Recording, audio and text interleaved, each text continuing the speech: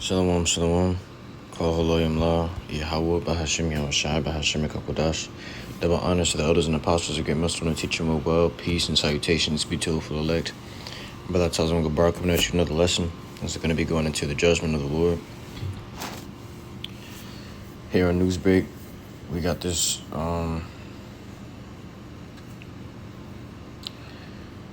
article. It says 6 people from New York Post. 6 people stung to death by killer bees after bus plummets into hive. Okay, so that's straight judgment, pure judgment from the Lord, and it's very scary. And when we read the article, it says 6 people, including an 8-year-old girl, have been killed by a swarm of bees after a bus they were riding plunged into a ravine and hit several beehives. Not just one, but several beehives. And there's certain bees that that made their hives on the ground. You know, they make their hives underground, and the bus ran into it and attacked all the people on the bus, man. You know, that's you gotta be stung a lot of times to be killed by bees, man. Which is very painful way to die. Very scary way to die. The tragic incident occurred Monday in Nicaragua, with the vehicle veering off the road during an hour-long journey in the Jinotega to San Sebastian de Yali in the northwest of the country. Approximately 45 people were on board the bus when it reportedly suffered a mechanical problem, plunging 165 feet down the ravine and ending up in a coffee plantation. So 45 people were on the bus, and that shit fell 165 feet down. All people survived the initial crash, but the bus disturbed a swarm of killer Africanized bees. The passengers were stung repeatedly by the angry insects, with 6 having reportedly succumbed to the attack, meaning they died from the attack. The deceased, we don't need to really go into that, but we got a few pictures here. Somebody got aloe plant next to this dude's arm. Man, you can tell them bees really were fucking upset, man.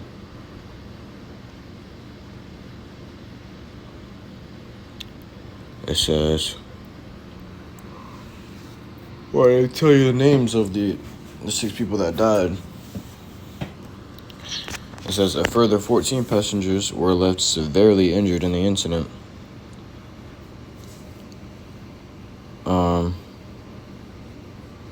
It says several were treated at a nearby health center, while others had to be transported to a larger hospital in Jinotega.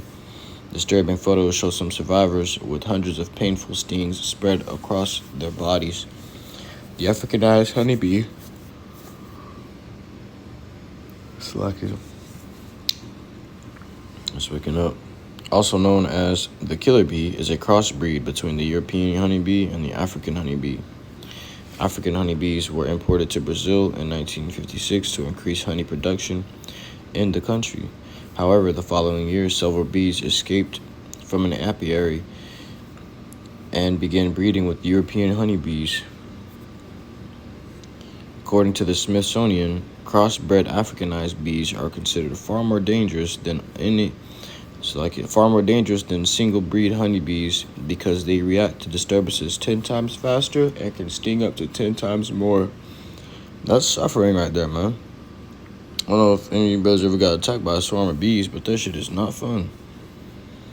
You know, Africanized bees have caused more than 1,000 reported deaths in Brazil since the mid-1950s and have made their way north to countries including Nicaragua and the United States. All right. Now, I looked up on a separate page. It says, what happens if you get stung by a killer wasp? The sensation is like being stabbed by a red-hot needle. So this is what people are feeling all over their body, getting stabbed by red-hot needles. It says Sunichi Makino, who studies wasps and bees at Japan's Forestry and Forest Products Research Institute. Not only that, but the anguish lingers. Usually the stung part severely swells and continues aching for a few days.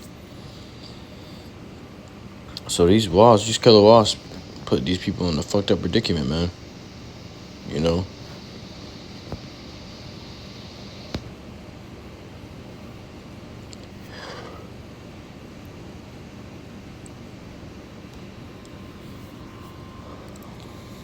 Let's go ahead and grab this.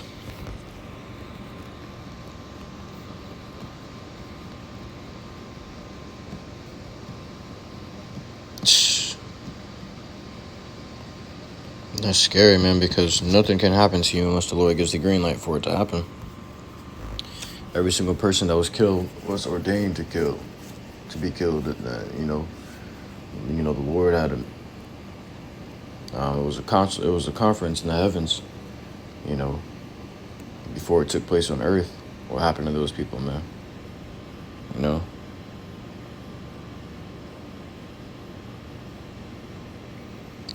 Psalms chapter 9 verse 16. The Lord, YAHAWASHI, is known by the judgment which he executeth. The wicked is snared in the works of his own hands.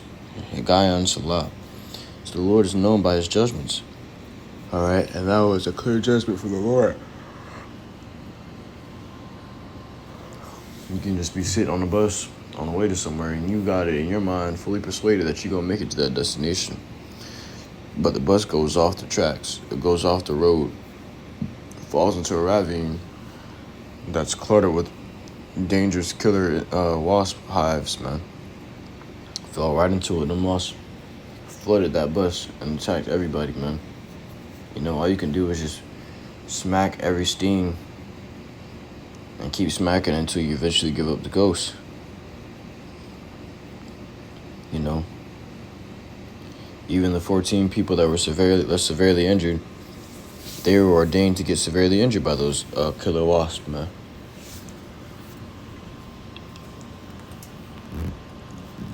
The Lord knows how to have you suffer, man. He knows how to make you suffer. He knows how to torment you, to kill you, because the Lord is the king of terrors, as it says. I'm gonna grab it.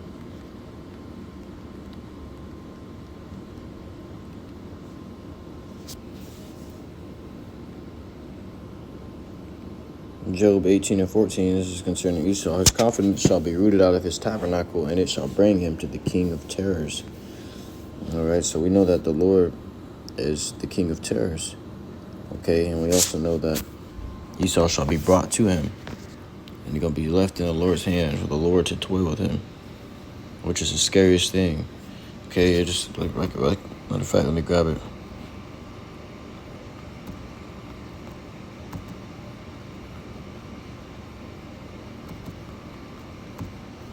In the book of Hebrews, chapter 10, verse 31, it is a fearful thing to fall into the hands of the living God. So the living power is YAHAWASHI. It's fearful to fall into his hands. You know, you going off, being wicked. Then what happens when you walk into the hands of the Lord and you're there, you can't get out now. The Lord's got his hand hovering over you in the earth, and judgment is just destroying you, hitting you left and right. Usually there's a hedge of protection over us, the Lord's men. But what happens when the Lord removes that hedge and then allows for judgment to enter in? You're in trouble. You know, I remember a good example is one time I felt like that hedge was removed from me. I felt like the hand of the Lord was hovering above me for judgment. You know, and I was just very anxious in my mind because I knew, oh shit, I ain't got that same feeling of protection I had yesterday. You know, and as I'm driving, as soon as I get a phone call, I looked at the phone for an instant. As soon as I look back up, I'm right behind him in the car, slammed on the brakes and hydroplated right into the back of the car, man. But even through that, the Lord protected me. It's like the hedge of protection came back on instantly to protect me from death, man. I had no injuries, no scratches, not one. But for judgment's sake, you know, I had to suffer that with that car, and I had to pay a huge fine and all that stuff, man. I had to go through that chastisement, that suffering. The Lord said if we endure chastisement, he deals with us as with sons. But if we out there being wicked niggas, we can suffer one of these horrible judgments like that, man. Terrifying. Dying by a swarm of insect bees, killer wasp. That's a scary way to die. But I truly have possessed most edifying to you, Akim, and I want to listen to truth and sincerity. Until next time, I want to give all glory, honor, and praises unto YAHAWAH, BAHASHAM, YAHAWASHI, BAHASHAM, QADASH. Shalom.